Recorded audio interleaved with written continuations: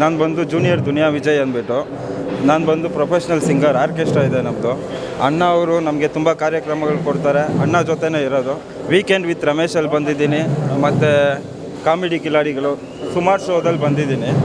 ಅವ್ರಿಗೆ ಜೂನಿಯರ್ ದುನಿಯಾ ವಿಜಯಾಗಿ ಅವ್ರು ಕೆಲಸ ಮಾಡಿಕೊಂಡು ಇದ್ರಾಗೆ ಅವ್ರ ಜೊತೆಯಲ್ಲೇ ಇರೋದು. ಸರ್ಗದಿಂದ ತುಂಬ ಎಲ್ಲ ನಮಗೇನು ಹೇಳೋಕ್ಕೆ ಬರೋಲ್ಲ, ಅವ್ರು ಬಿಟ್ಟರೆ ನಮಗೇನು ಇಲ್ಲ, ಆ ಥರ ಅವ್ರ ಜೊತೆಯಲ್ಲಿ. ಹಾಂ, ಹೌದೌದು.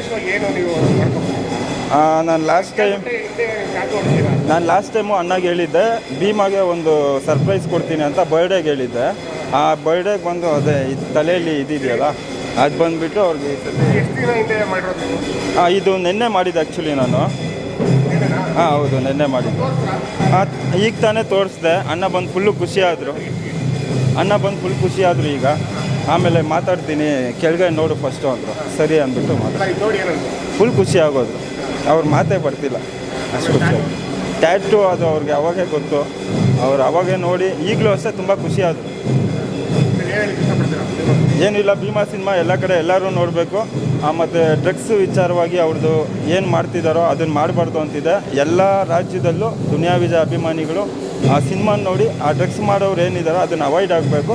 ಮತ್ತು ಚೆನ್ನಾಗಿ ಈ ಸಿನಿಮಾ ಓಡುತ್ತೆ, 100% ಭೀಮಾ ಓಡುತ್ತೆ. ಜೈ ಭೀಮ್.